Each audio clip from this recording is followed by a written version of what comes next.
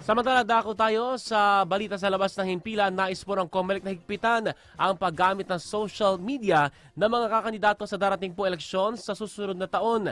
Ang karagdagang detalye sa report ni Christopher Tirambulo. Christopher?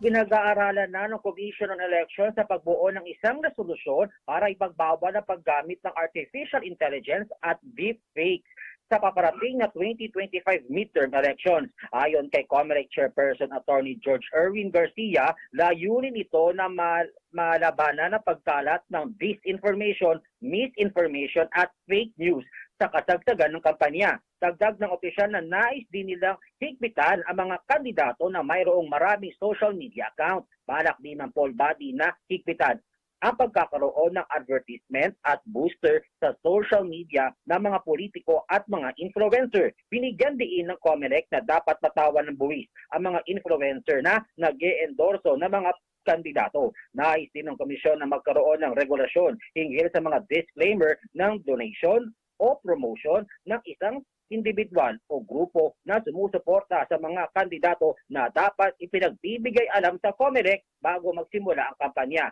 Target ng COMELEC na ilabas ang panuntunan sa ikalawang linggo ng Agosto. Christopher Tirambulo, Newsnight. Maraming salamat sa report na yan, Christopher. Newsline.